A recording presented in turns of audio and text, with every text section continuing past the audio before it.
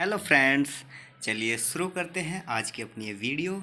आज हम इस वीडियो में डिस्कस करने वाले हैं क्लास 12th का chapter number 4 moving charge and magnetism के कुछ एमसीक्यूज़। नियर अबाउट 74 ऐप का एमसीक्यूज़ देखने को मिलेंगे यहाँ पर, और हम इनके क्वेश्चन आंसर और इनके डिस्कशन करने वाले हैं। चलिए फर्स्ट क्वेश्चन देखते हैं। ए charge in uniform motion produce. अगर चार्ज यूनिफॉर्म मोशन में हो तो देखिए उसमें दोनों के दोनों इफेक्ट होंगे आपका, क्योंकि मोशन में है चार्ज तो करंट तो होगा और करंट की वजह से मैग्नेटिक फील्ड भी होगा। बट चार्ज अपनी प्रॉपर्टी कभी भी रिमूव नहीं करता, तो वो हमेशा इलेक्ट्रिक फील्ड भी अपने साथ रखता है। तो C option will be the right option. So students, video थोड़ा लेंथी हो जाएगा, 74 क्वेश्चंस करना कोई जल्दी से तो होगा नहीं, तो आप भी पेशेंस रखिएगा और वीडियो को पॉज करके खुद भी ट्राई कीजिएगा। क्वेश्चन नेक्स्ट देखते हैं students. The direction of magnetic field at the point due to a current flowing in a conductor is given by. देखिए बायो-सैवर्ट ने नहीं दिया था, बायो-सैवर्ट ने केवल मैग्नेटिक फील्ड का स्ट्रेंथ बताने की कोशिश की थी या मैग्नीट्यूड बताने की कोशिश की थी। फ्लेमिंग के लेफ्ट हैंड रूल की वजह से भी नहीं मैग्नेटिक फील्ड के, ना ही कुलाम्स ने इलेक्ट्रिक फील्ड या फोर्स के बारे में डिस्कस किया था। Electric force right hand thumb rule के अनुसार हम डायरेक्शन बताते हैं किसी मैग्नेटिक फील्ड पे। जैसे कि फॉर एग्जांपल ये एक कंडक्टर है और इसमें करंट कुछ ऐसे फ्लो होता है। तो स्टूडेंट्स, यदि थंब जो है आप करंट के डायरेक्शन में रखेंगे तो आप पाएंगे कि फिंगर्स जो है आपकी इस डायरेक्शन में डाउनवर्ड रहेंगी। तो इधर डाउनवर्ड मैग्नेटिक फील्ड होगा और इधर अपवर्ड मैग्नेटिक फील्ड होगा। जिधर अपवर्ड होता है उस डायरेक्शन में हम कहते हैं डॉट से रिप्रेजेंट करते हैं, और जिधर डाउनवर्ड होता है उधर हम क्रॉस से मल्टीप्लाई करते हैं। चलिए नेक्स्ट क्वेश्चन देखते हैं। The SI unit of the magnetic field intensity is. तो मैग्नेटिक फील्ड इंटेंसिटी निकालना है तो आप सिंपली एम्पियर में निकालना है, तो F is equal to I L B, इस फॉर्मूले का इस्तेमाल कीजिए और बी की वैल्यू, बी की यूनिट फाइंड आउट कर सकते हैं, जो कि होगी F upon I upon L. So here newton per ampere metre. तो न्यूटन पर एम्पियर मीटर, यहाँ पे आप देखिए कौन सी यूनिट आपकी मैच करती है न्यूटन पर एम्पियर मीटर। तो B option will be the right option. Next देखते हैं question number 4। The magnetic field at the centre of the circular coil carrying a loop radius R is directly proportional to. देखिए जो magnetic field होता है किसी भी circular coil के centre पर ओ पर, ये होता है बेटा B is equal to mu naught I upon 2r। B is equal to mu naught upon I R. तो here option number D will be the right option. Next question number 5 के बारे में डिस्कस करते हैं। Questions आप भी students, आप भी क्वेश्चंस को पढ़ना और ट्राई करना सेल्फ। मैं जल्दी जल्दी से इनके आपको हिंट्स देता हूँ। जैसे क्वेश्चन नंबर 5 में आपको हिंट्स मिलेगा, B is equal to use करेंगे mu naught I upon 2r। Same formula होगा सर्कुलर कॉइल के लिए। तो आपको आई मैग्नेटिक फील्ड की वैल्यू गिवन है, करंट कहा है कि 4 टाइम इंक्रीज़ कर देंगे, तो कितने टाइम आएगा आपका। तो B जो होता है वो डायरेक्टली प्रोपोर्शनल टू I होता है। यदि आप मैग्नेटिक फील्ड जो है करंट जो है 4 टाइम इंक्रीज़ करोगे तो मैग्नेटिक फील्ड भी 4 टाइम इंक्रीज़ हो जाएगा स्टूडेंट्स। तो ये याद रखना है आपको। तो यहाँ पे जो आंसर आ जाएगा आपका वो होगा 0.02, या इट मीन्स 0.2 टेस्ला। ये आपका राइट ऑप्शन होगा। नेक्स्ट क्वेश्चन नंबर 6 की बात करें। क्वेश्चन नंबर 6 में आपको सेम फॉर्मूला फिर से रिपीट करना पड़ेगा कि B is equal to mu naught I upon 2r। So B यहाँ से देख रहे होगे 1 अपॉन आर के है इन्वर्सली प्रोपोर्शनल, तो B1 upon B2 is equal to R2 upon R1। So जब आप इसको और करंट में देखोगे तो I1 अपॉन I2 ये होता है कुछ इस प्रकार से। और जब आप इनकी वैल्यूज़ पुट करोगे यहाँ पे तो आपको मिलेगा 1।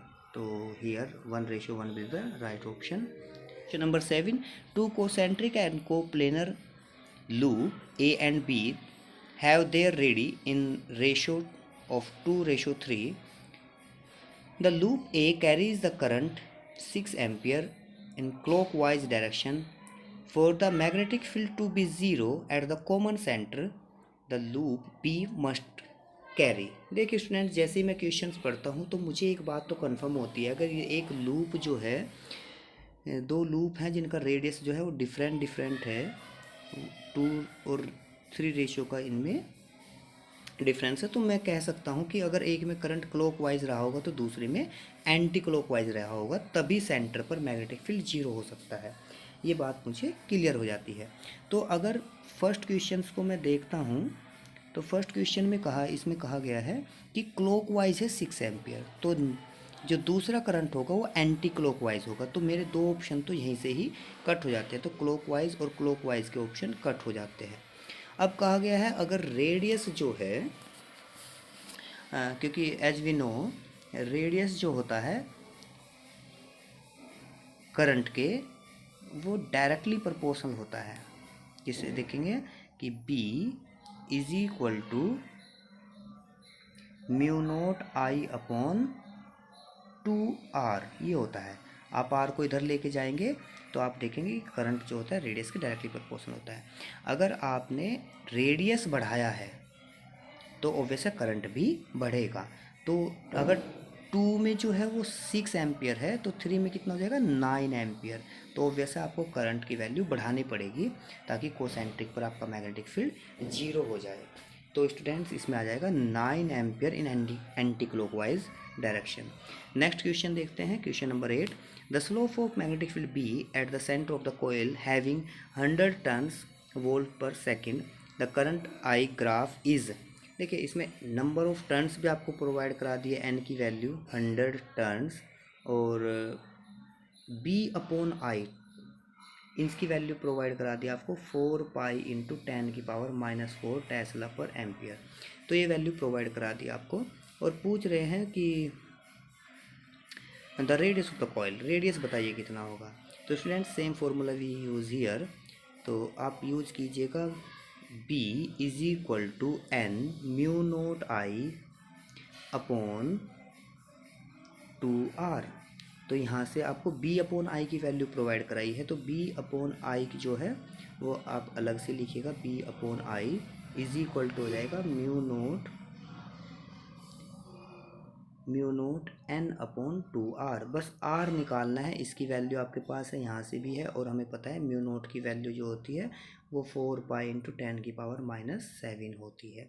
तो ये सभी वैल्यू पुट करेंगे और हम R की वैल्यू यहाँ से इजीली फाइंड आउट कर सकते हैं। तो क्वेश्चन नंबर 8 का जो सही आंसर होगा हमारा वो मिल जाएगा आपको बी ऑप्शन ईयर। तो 5 centimetre is the right option. Question number 9 की तरफ बढ़ते हैं। स्लोप देखते हैं किस प्रकार का रहता है मैग्नेटिक फील्ड और डिस्टेंस के बीच का। देखिए जो स्लोप सी होगा, क्योंकि हमें पता है बी जो होता है वो इनवर्सली प्रोपोर्शनल टू आर होता है, तो C option will be the right option. Next question number 10th की तरफ बढ़े स्टूडेंट्स। तो 10th क्वेश्चन हमें बताता है the slope of the graph of the magnetic field P at the point infinite long straight current carrying conductor versus I flowing in the. देखिए B versus I आपको provide करा दिया, फिर से बी वर्सेस आई, यानी बी अपॉन आई की value दे दी है आपको, और डिस्टेंस पूछ रहे हैं यानी आर की वैल्यू आपसे पूछ रहे हैं कितना होगा।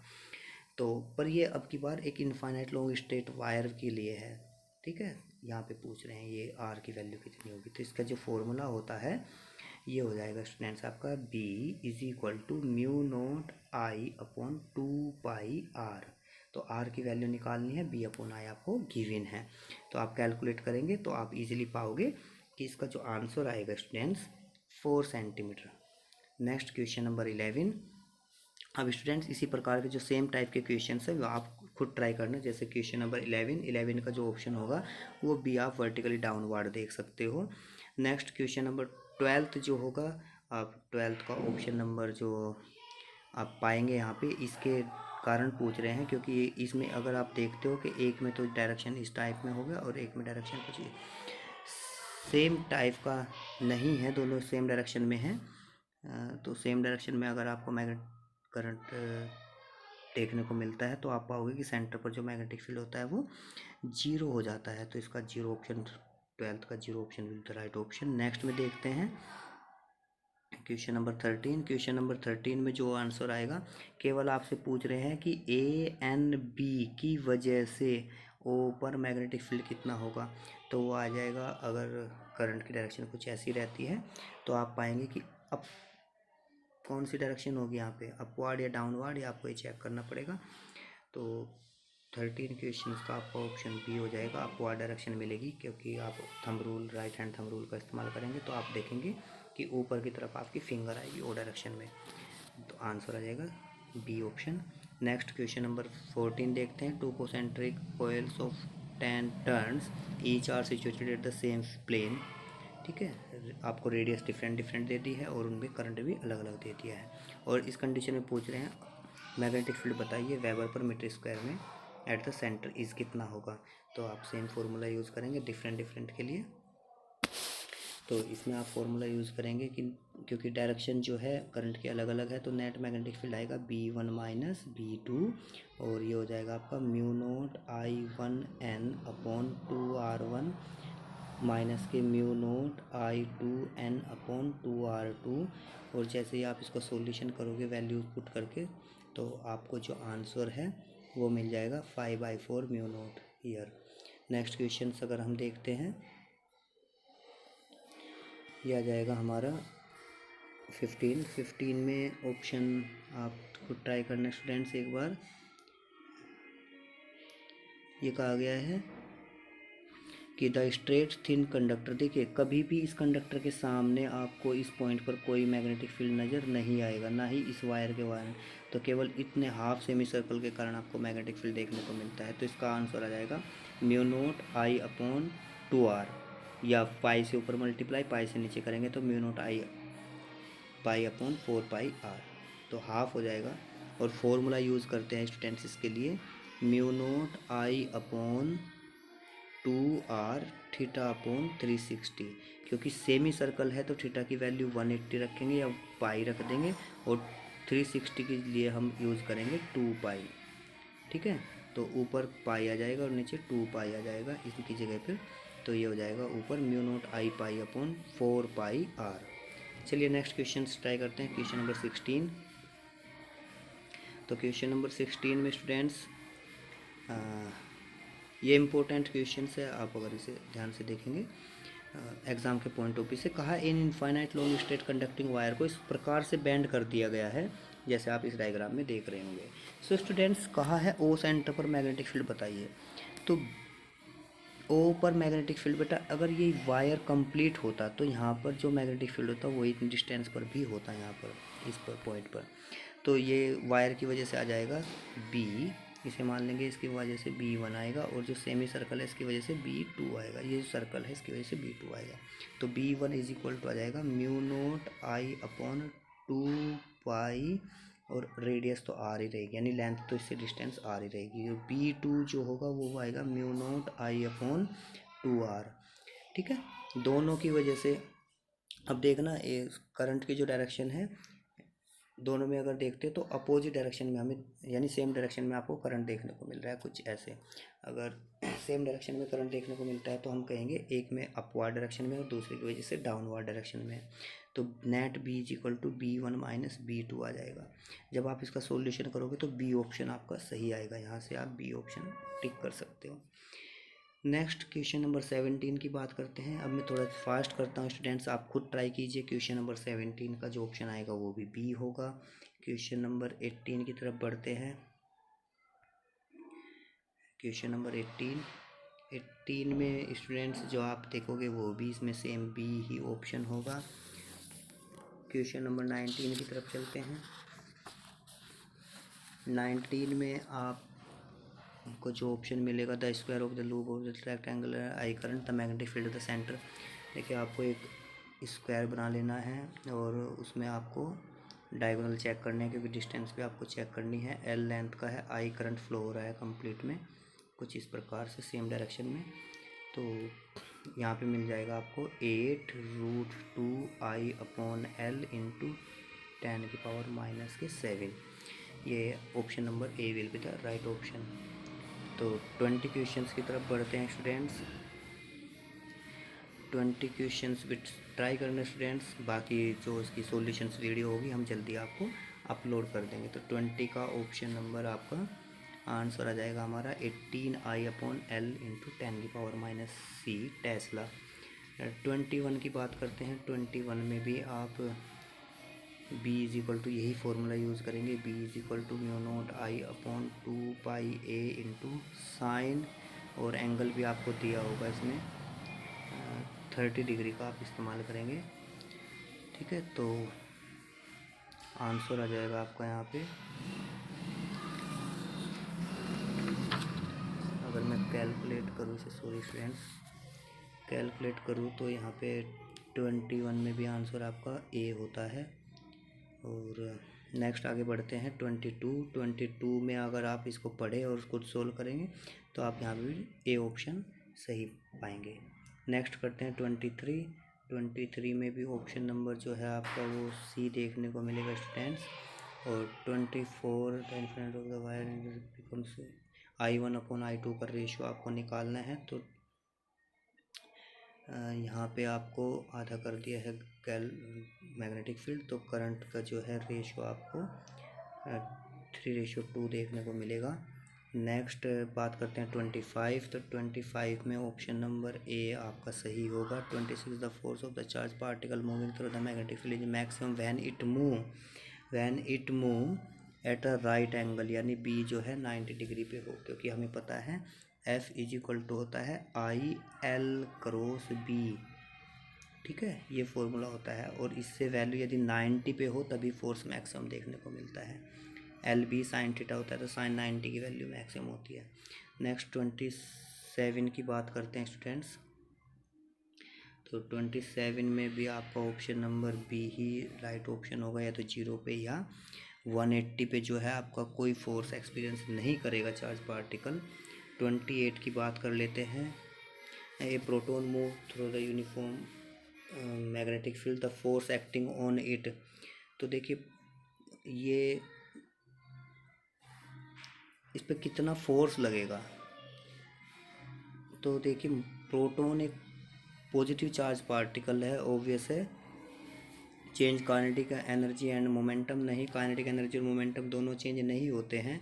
चेंज ओनली काइनेटिक एनर्जी, केवल काइनेटिक एनर्जी भी चेंज नहीं होती है। Neither change it's momentum. देखिए मोमेंटम चेंज होता है, केवल क्या चेंज होगा स्टूडेंट्स, मोमेंटम, क्योंकि वेलोसिटी की डायरेक्शन बदल जाती है। मान लीजिए ये इलेक्ट्रिक फील्ड था, ठीक है, तो इलेक्ट्रिक फील्ड ई, और इसकी इसमें आपने थ्रो कर दिया है, ठीक है, इसमें कैसे भी आपने, जैसे मान लीजिए ये थ्रो किया है, प्रोटॉन पी को थ्रो कर दिया है, तो ऑब्वियस है जिधर इलेक्ट्रिक फील्ड जाता है इधर नेगेटिव होता है और इधर पॉजिटिव होता है। तो पॉजिटिव से रिपेल होकर धीरे धीरे कुछ ऐसे जाएगा, तो वेलोसिटी की डायरेक्शन चेंज हो गई, तो हम कहेंगे कि मोमेंटम चेंज हो जाएगा। काइनेटिक एनर्जी पे कोई फ़र्क नहीं पड़ता है, तो momentum will be change only, तो D option will be the right option. Next 29 की बात करें स्टूडेंट्स। तो proton and electron move right angle with a uniform magnetic field and desired circular path are equal radius, they have equal kinetic energy. Important question students, equal momentum. देखिए charge same है, mass different है, तो kinetic energy तो same नहीं होगी दोनों की, kinetic energy different होगी। वेलोसिटी भी इक्वल नहीं होगी दोनों की, डिफरेंट वेलोसिटी होगी क्योंकि मास डिफरेंट है। बट रेडियस सेम है वहाँ पे, तो हम कह सकते हैं कि momentum will be the same. और आप कहेंगे कि acceleration through the same potential difference भी, ये भी गलत होगा इसका। तो मोमेंटम केवल सेम रहेगा इलेक्ट्रॉन और प्रोटॉन के लिए यदि वे राइट एंगल पे थ्रो किए जाए। अब क्वेश्चन नंबर 30 पर चलते हैं। तो 30 क्वेश्चंस कहता है कि two particle x and y having equal charge after being accelerated through the same potential difference, the region of uniform magnetic field and describe circular radius r1 at the ratio of masses of x to the that of y। तो पूछ रहे हैं मास का ratio क्या रहेगा students, तो आप easily बता सकते हो यहाँ पे रेडियस के स्क्वायर के प्रोपोर्शनल होता है मास, तो आप R1/R2 का जो स्क्वायर रहेगा वो इसका राइट आंसर होगा। नेक्स्ट बात करते हैं 31 की।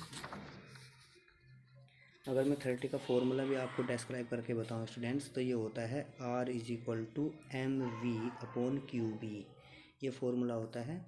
और क्योंकि अगर हम इसको मोमेंटम को काइनेटिक एनर्जी के टर्म में कन्वर्ट करना चाहे तो वो भी हम देख सकते हैं, 2mE/K का √QB। तो यहाँ से E/K जो होता है वो होता है Q/V, यानी पोटेंशियल के टर्म में, तो R1/R2 जो हो जाएगा √m1/m2 हो जाएगा, तो यहाँ से निकलता है रेशो।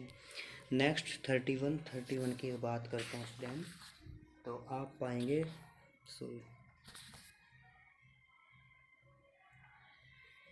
कि ये proton of alpha particle their charges of ratio F1 और मास का भी रेशो आपको प्रोवाइड करा दिया और उनके चार्ज का भी रेशो आपको प्रोवाइड करा दिया गया है। और पूछ रहे हैं एक यूनिफॉर्म मैग्नेटिक फील्ड में राइट एंगल पर आपने एंटर कराया है उनको, और रेडियस का रेशो पूछ रहे हैं, रेडियस का रेशो क्या रहेगा। तो अभी हमने फॉर्मूला डिस्क्राइब किया था, उसी के बेसिस पे ये आप इजीली कर सकते हो। तो 31 का आपका रहेगा 1:1, ठीक है।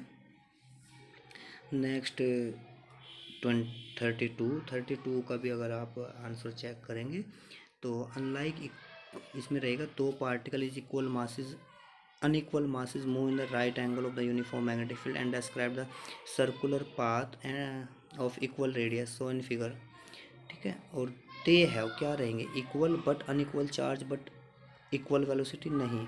देखिए मोमेंटम हमेशा इक्वल रहता है, पर इसमें दो जगह मोमेंटम इक्वल दिखाया गया, तो फर्स्ट और सेकंड को तो हम कट कर देंगे क्योंकि इनमें मोमेंटम इक्वल नहीं दिखाया गया है। तो पर सी और डी में दिखाया गया है, इसमें कहा गया है सी में like but unequal charge, but ऐसा तो कुछ नहीं है, चार्ज तो तब भी इक्वल ही रहेगा बट अनलाइक होंगे, ठीक है। तो option number D will be the right option. 32 आप डी ऑप्शन लगाइए। नेक्स्ट 33 की बात कर लेते हैं।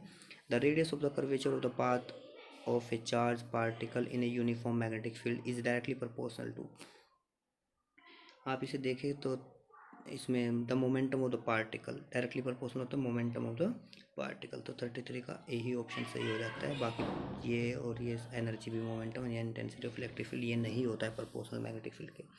नेक्स्ट बात करते हैं 34, a proton moving with a constant velocity passing through the region in space without any charge in its velocity if E and B represent the electric and magnetic field respectively the region of space may have, तो obvious है electric और magnetic field जो रहेंगे वहाँ पे zero ही रहेंगे, ठीक है। यदि प्रोटॉन जो है बिना किसी इफेक्ट के स्पेस में से जा रहा है तो इसका मतलब वहाँ पे कोई इलेक्ट्रिक या मैग्नेटिक फील्ड नहीं था वहाँ पे। तो स्टूडेंट्स ये थे कुछ 34 क्वेश्चंस आज के। बाकी 35 to 74 क्वेश्चंस जो हैं हम नेक्स्ट वीडियो में अपलोड करेंगे। आप देखिए बहुत क्वेश्चंस है आपके लिए जो आपके एग्ज़ाम के पॉइंट ऑफ व्यू से इम्पोर्टेंट होने वाले।